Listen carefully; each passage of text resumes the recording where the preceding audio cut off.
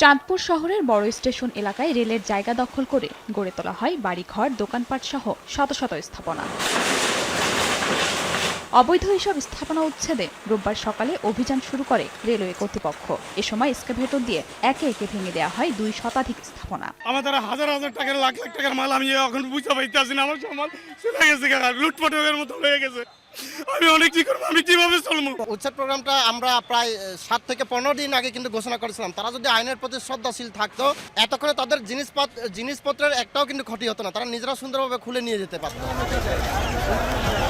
এদিকে সাভারে মহাসড়ক দখল করে গড়ে ওঠা অবৈধ স্থাপনা উচ্ছেদে হেমায়েতপুর এলাকায় ঢাকা-আরিচা মহাসড়কের পাশে অভিযান চালায় প্রশাসন। ৩ জন নির্বাহী ম্যাজিস্ট্রেট, সেনাবাহিনী, সাভার থানা ও হাইওয়ে পুলিশের সদস্যদের উপস্থিতিতে বুলডোজার দিয়ে গুড়িয়ে দেওয়া হয় কয়েকশো স্থাপনা। ইতিপূর্বে আমরা কয়েকবার এই উচ্ছেদ অভিযান পরিচালনা করে আসছিলাম। আপনাদের মাধ্যমে সাভারবাসীকে এবং অবৈধ যারা ফুটপাতে ব্যবসা করেন তাদের একটা মেসেজ দিতে চাই, আপনারা কেউ ফুটপাতে ব্যবসা করবেন না, বৈধ জায়গায় ব্যবসা করেন।